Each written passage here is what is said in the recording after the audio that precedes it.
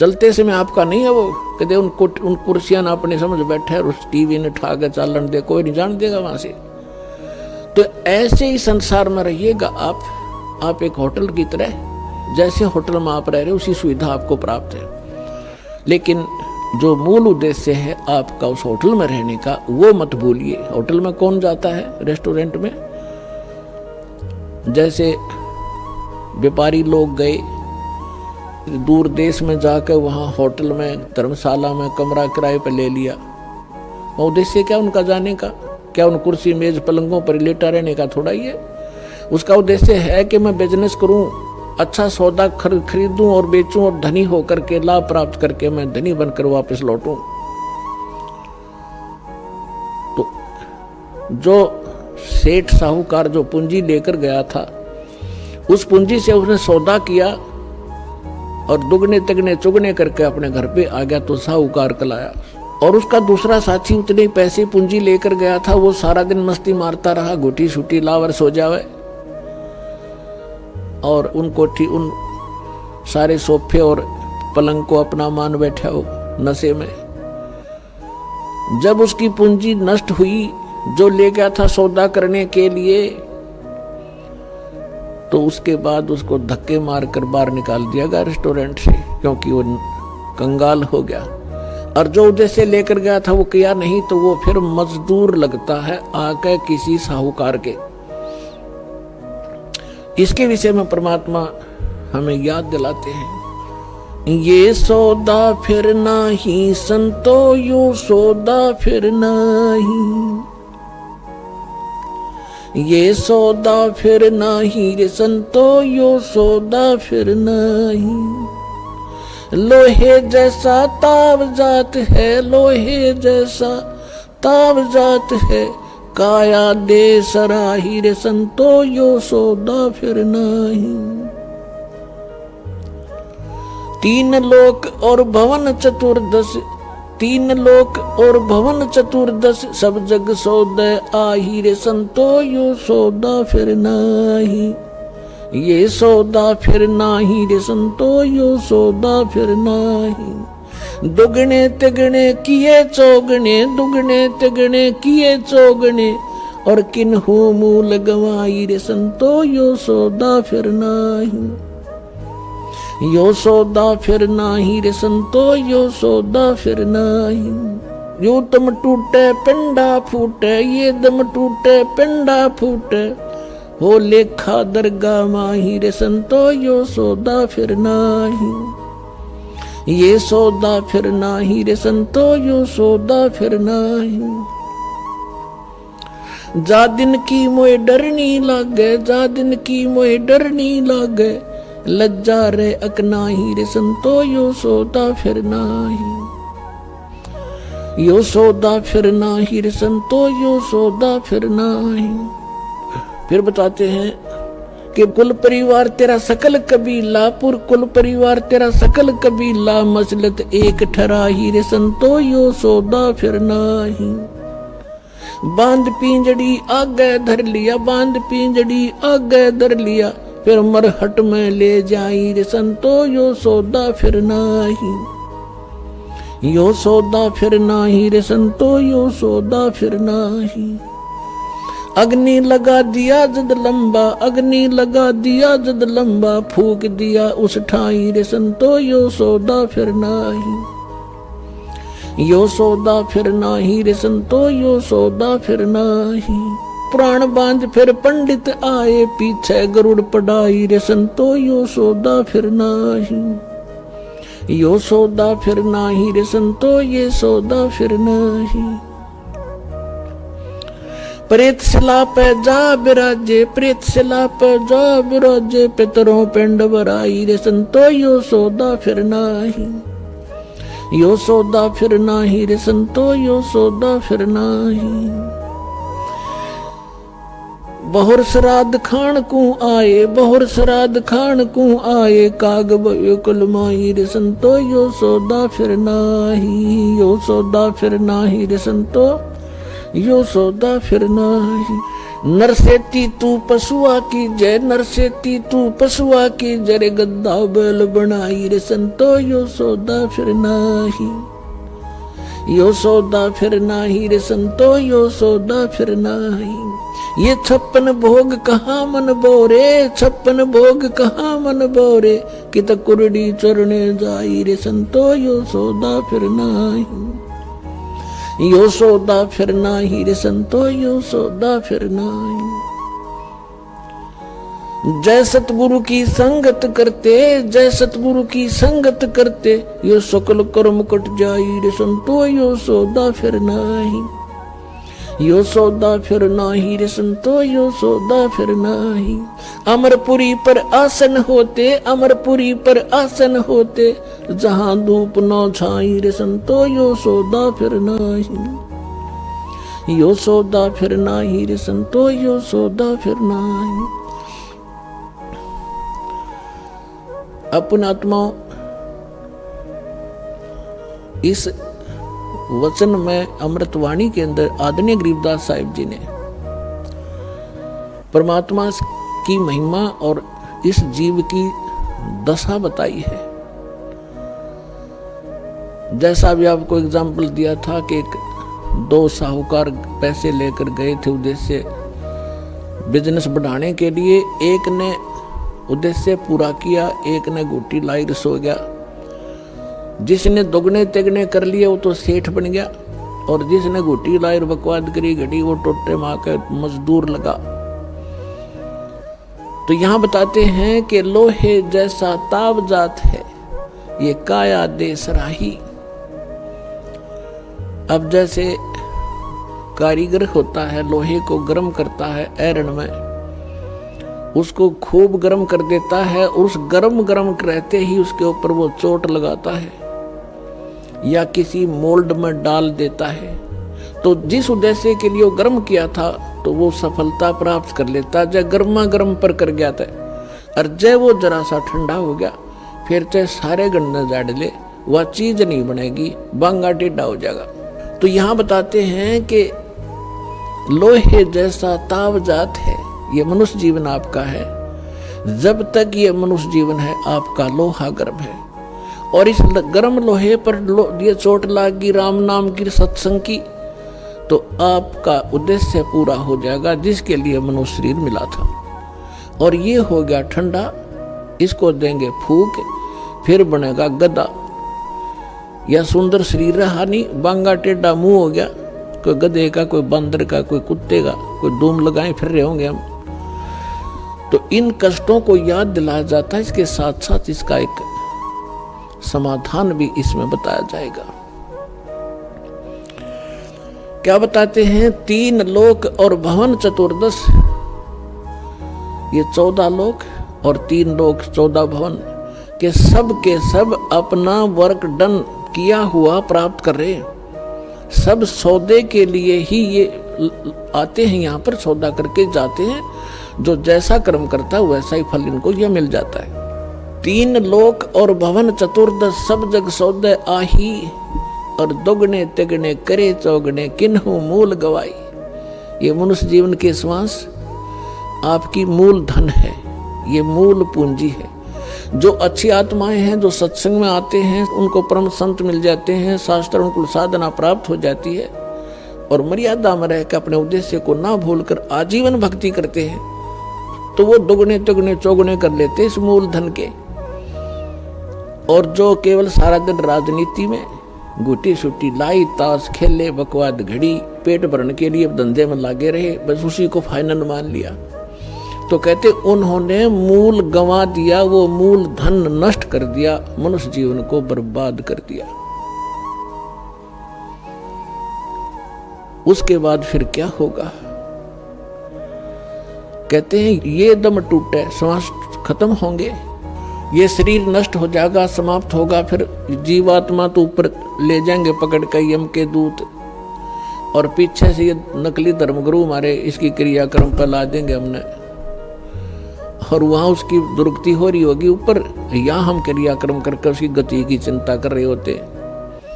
क्या बताते हैं कि उस दरगाह में मार पड़ेगी, यम पकड़ेंगे बाही, जिन्होंने परम संत सतगुरु रूप में प्राप्त नहीं हुए, सत्साधना नहीं की, उनको यम के दूत पकड़ कर ले जाते हैं। और जिनको संत मिल गए, सत्साधना कर रहे हैं, उनको यम के दूत नहीं ले जाते, उनको जहाज में बिठाकर भगवान ले जाता है। कबीर साहब कहते हैं, आए हैं सो जावेंगे ये राजा रंग फकीरे, एक सिंहासन चढ़ चले एक जूड़े जात जंजीरे। आने और जाने में बहुत अंतर रहेगा। कबीर साहब कहते हैं, जो जन्मे हैं वो मृत्यु तो होगी। आए हैं सो जावेंगे राजा रंग फकीर, लेकिन राजा रंग जो भक्ति नहीं करते और फकीर साधक जो संत कर भक्ति करता है, उनके जाने में बहुत अंतर होगा। एक तो सिंहासन चढ़ चले, विमान में बैठ कर जाएंगे, और एक बांध कर ले जाएंगे जिनको यम के दूत, तो बहुत अंतर हो गया। अब क्या बताते हैं कि कुल परिवार तेरा सकल कबीला मसलत एक ठहराई। जब आपका शरीर पूरा हो जाएगा, श्वास छूट जाएंगे, जीव निकल जाएगा, तो आपके अंतिम संस्कार के लिए आपके कुल के लोग तुरंत एक राय कर लेंगे, उठाओ जल्दी और फूको, फाइनल करो इसको। कुल परिवार तेरा सकल कबीला मसलत एक ठहराई, सब ने एक सलाह बना ली और बांध पिंजड़ी आगे धर लिया, मरघट में ले जाई। अग्नि लगा दिया, जद लंबा फूक दिया उस ठाई। अब शरीर का तो कर दिया काम। अब क्या शुरुआत की? गुरुजी आए, कहते हैं पुराण उठा के, फिर पंडित आए, कहते गुरु पुराण का पाठ कराओ इसका। परमात्मा कहते हैं जीव चला गया, माटी फूक दी, अब क्या रहेगा तुम्हारे पल्ले?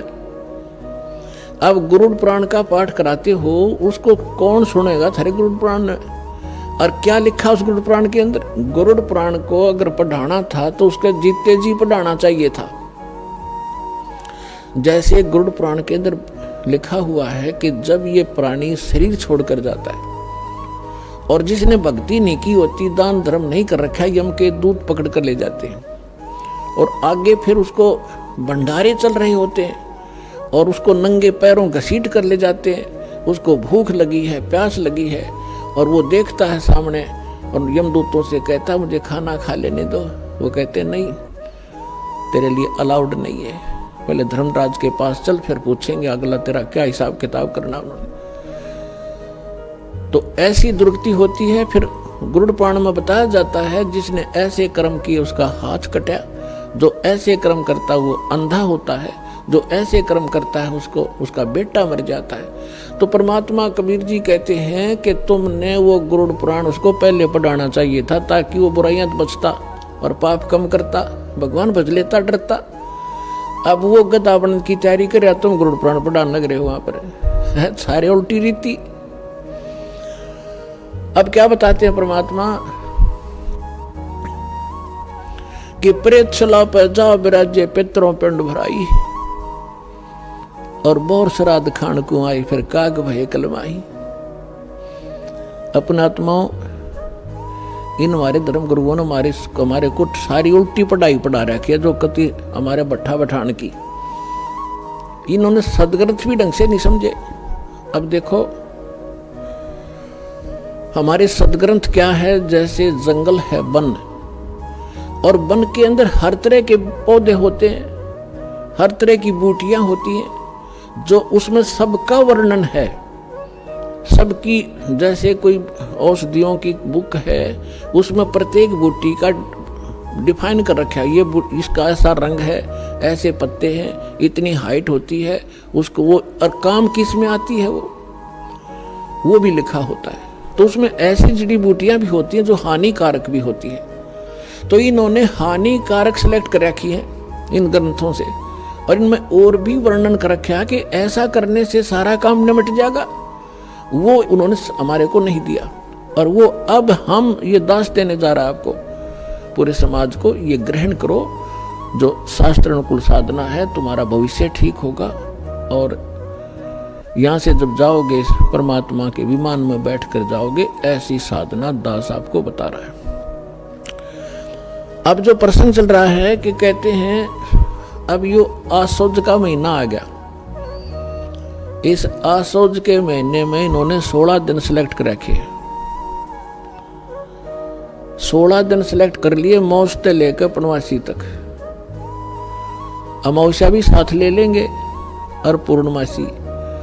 इन दिनों में तो इन्होंने ऐसे बना रखे हैं महीने कि इन्हीं दिनों में कोई आठम ने, कोई छठने, कोई सातम और दूज ने, पहले प्रथम ने, कोई ना कोई किसी तिथि को तो मरेगा, किसी महीने मरो। वो सिलेक्ट कर लेते हैं कि तेरा पिता आठम न मरा था, तो आज सोच लागते ही आठम ने तना अपने पिता का श्राद्ध करना पड़ेगा।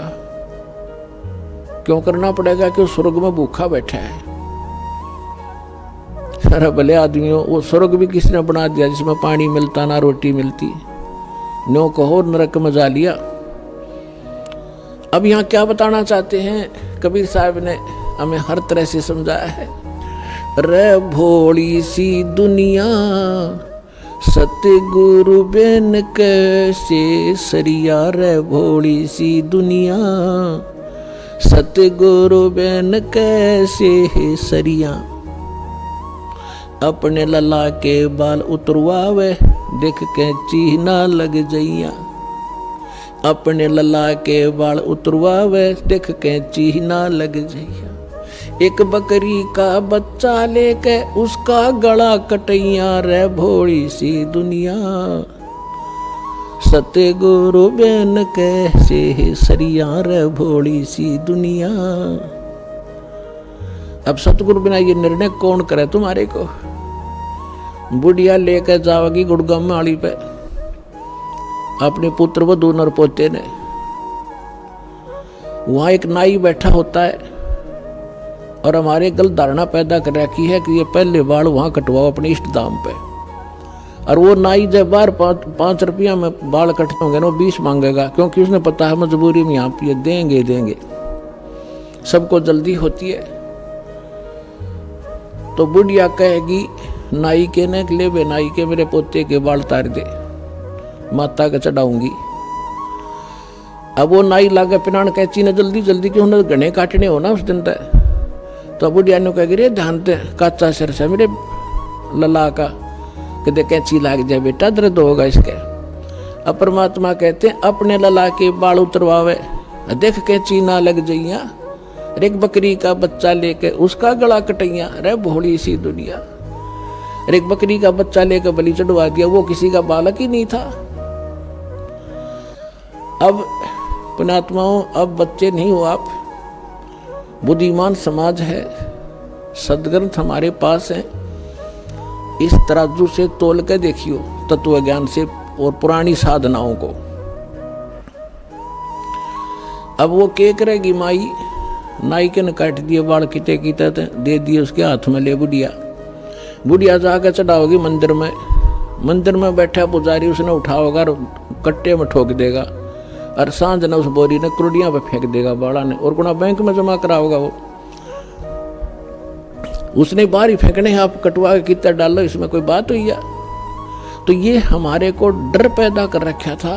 कहते देवी रूठ जा, तुम्हारा ईष्ट रुष्ट हो जा। अब क्या बताते हैं परमात्मा? रे भोली सी दुनिया सतगुरु बेन कैसे सरिया, रे भोली सी दुनिया सतगुरु बेन कैसे सरिया। फिर क्या बताते हैं भाई? कच्चा पक्का भोजन बना के माता धोकने गैया। कच्चा पक्का भोजन बना के माता धोकने गैया। उस माता ऊपर कुत्ता मुते वो क्यों ना मर गईया, रे भोली सी दुनिया सतगुरु बेन कैसे सरिया। हमने देखा हमारी दादी माता धोकन की तैयारी करा करती, जब हमारी ताई चाचियों को कहती थी माता को कि माता का भोजन बनाओ जल्दी, वो देर कर देती तो इन्हों के बना दे फटाफट। उन्हें पता था बुढ़िया ने कुत्ता ने खाना और फटा माता खाओगी उड़े कि साहब बना दो जल्दी देर हो है। अब कच्चा पक्का बना के पूड़े और वहां जाती जहां पर वो माता का बना रखी थी एक मड़ी सी। अब वो बुढ़िया था माता पर पूड़े चढ़ा के और उससे नीचे भी ना उतरती, इतने 4 कुत्ते चढ़ने चुकर देते। माता के उसे डिनर ने खावे और चलते हैं उसको प्रमोद खावे वो माता के सिर पे। अब परमात्मा कहें जिसको तुम पूजने गए थे इसी सक्षम थी तो कुत्ते की टांग क्यों ना तोड़ दी उसने, उसके सर पर मूत रहा है। तो पुण्यात्माओं, ये जो साधनाएं हम किया करते थे आज हमें हंसी आवे है और रोना आ रहा है कि हमारे पूर्वज नाश कर गए अपने जीवन का इन मूर्खों के बहकाए हुए। अब क्या बताते हैं परमात्मा, अब देखो हमारा कोई परिवार का सदस्य मृत्यु को प्राप्त हो जाता है तो सबसे पहले वो क्या करते हैं कि इसके फूल उठाओ। क्या करोगे? गंगा में डाल काएंगे। किस लिए? गति हो जाएगी, इसकी गति कराएंगे। अच्छा, उठा लिए, गंगा में डाल आए। फिर कहा कि इसकी 13वीं करो। 13वीं किस लिए? कि गति करावांगे। अच्छा, 13वीं कर दी। फिर महीना करो। पहले तो बड़ा सांका था, एक साल तक प्रत्येक महीने गति कराया करते और एक साल में फिर न्यारी गति कराया करते। कदे 6 माहिर, फिर साल के अंदर वर्षों दी। ये सारा कुछ कर दिया। फिर कहने लगे श्राद्ध शुरू करो। किस लिए? कि उसकी गति करावेंगे। फिर पिंड भरवा काओ। किस लिए? कि गति करावांगे। परमात्मा कहते हैं कहाँ छोड़ दिए लाके। अब क्या बताते हैं, जैसे श्राद्ध बावेंगे, हमने सब ने पता, अपने भी पता, हमने भी खूब ये डले डो रखे हैं। पंडित जी आवेगा, भोजन बनावेगा और फिर सबसे पहले कहेगा छत पर रख दो। किस लिए? कि हो सके तुम्हारा बाप कौवा बन गया हो और कौवे ने भोग ला दिया, समझ लो भोग ला गया तुम्हारे पिता को। क्यों? कौवा बना हुआ है। बता, लागे थे गतिकरण, कौवा बना के छोड़ दिया। और थरा के जो भैया रे भोली सी दुनिया, सतगुरु बिन कैसे सरिया। रे भोली सी दुनिया, सतगुरु बिन कैसे सरिया। अरे भोली सी दुनिया, सतगुरु बिन कैसे सरिया। फिर बताते हैं जीवित बाप गेल लट्ठम लट्ठा और मुए गंग पुचैया। जीवित बाप गेल लट्ठम लट्ठा, मुए गंग पुचैया। जब आवे आसौज का महीना, वो कौवा बाप बनैया। रे भोली सी दुनिया, सतगुरु बिन कैसे सरिया। रे भोली सी दुनिया, सतगुरु बिन कैसे सरिया। अब बगैर ज्ञान के इस माया की हवस में हम बड़े छोटों का सत्कार भी भूल गए। एक बूढ़ा बतावा था, एक भक्त कह रहा था कि मेरा एक मित्र था, वो मैं भी रिटायर हो गया और वो भी रिटायर हो गया। एक दिन मुझे बैंक में मिल गया। वो बैंक में से उसने 8-10 हजार रुपये मिले पेंशन के और उसके साथ मैंने उसको राम रमी करी। उसकी पुत्र वधू साथ थी। वह बोली ला दादा ये पीछे मैंने दे दे, खोदेगा कि राम लकड़ी जाएंगे तेरे पे। वो 10 के 10 हजार बूढ़े तीन दे दिए और ने बोले हम जाओ बाजार में कोई सामान ले आवेंगे। उस तीन दे दिए 10 रुपये, रिक्शा में बैठ के घर चला जाइए। अब वो कहने लगा भाई या कौन थी? बोला छोरे की बहू थी। और बोला ठीक से, बोला खाक ठीक सू, आज मैंने पैसे दिए ले ले, मैं चाह न भी तरसूं, सारा दिन इनके मुंह तरफ देखता हूं, ईसा ठीक सू मैं। तो पुणात्मा परमात्मा कहते जीवित बाप का तो कदर नहीं और मरे पाछे इनके बकाए हुए नो का गंगा में डाल कहोगे गति हो जाएगी। गंगा में डालने तक गति होगी इनकी। फूक फाक दिया, राख बना दी उसने, कीता फेंक दो उठा के। बस तू अपने मनुष्य जीवन रहते जो करना कर लो, बाद में सारी बकवाद है उसका कोई लाभ नहीं। क्योंकि इन्होंने इस सारी साधनाओं को बिगाड़ दिया। जो कुछ उस जीव को लाभ होना था जीवित समय में, जो विशेष लाभ होना जीवित समय में होना है, मृत्यु के उपरांत जो साधना वो करवाते हैं ना, मृत्यु के उपरांत उसकी गति करा देंगे। आज तक तो किसी गति हुई नहीं। और जिनके जो पितृ दोष हैं, जो आपके ऊपर कोई बाधाएं हैं, अब आपको ऐसे मंत्र आपके माध्यम से ऐसे पुनर्वर्तमान में कराए जाएंगे कि उनका भी छुटकारा हो जाएगा। आपकी अगली पिछली आने वाली पीढ़ियां सभी का उद्धार हो जाएगा। ये पुराना जो लोक वेद है उसके आधार से कुछ भी साधना आप नहीं करोगे, इसको त्याग दो। अब क्या बताना चाहते हैं कि जय सतगुरु की संगत करते ये सकल कर्म कट जाई, अमरपुरी पर आसन होते जो हो धूप ना छाई। गरीबदास साहिब जी ने बताया है कि यदि सतगुरु की शरण मिल जाती तो ना तो आप प्रेत बनते और ना ही पिंड भरवान की आवश्यकता पड़ती। और क्या बताते हैं, जो साधना ये किया करते थे उसका रिजल्ट क्या होता था। भूत जुनी जा छूटत है पिंड दान करते, गरीबदास जिंदा कहे भाई ने नहीं मिले भगवंते। अब धर्मदास जी अपने हिंदू धर्म में जन्मे थे, यही साधनाएं भ्रमित वो कर रहे थे। तो परमात्मा ने उनको समझाया था कि जो तुम पिंड दान करते हो उससे भूत जूनी छूट सकती है, लेकिन भगवान नहीं मिल सकता। अब भूत जूनी छूट गई और गधा योनी पक मिल गई तो खाक गति कराई। बस न्यो कहें कि हमारा पीछा छूट गया। बाबू से क्या करता, पिताजी घना दुखी करे था। भगत आते हैं, कहते हैं मेरी माँ मर गई, मेरी बहन को दुखी कर रही है। अब वो अंडे धके खाती हुआ कितन की तो प्रवेश करे, पर परेशान खुद भी हो रही, ज्ञान उसको है नहीं। तो अब हम जो साधना बताएंगे उन आपके पितरों का भी कल्याण हो जाएगा और आप भी सुखी हो जाओगे, वो भी भाग जाएंगे, उनका कल्याण हो जाएगा, यानी छूट जाएंगे आपसे।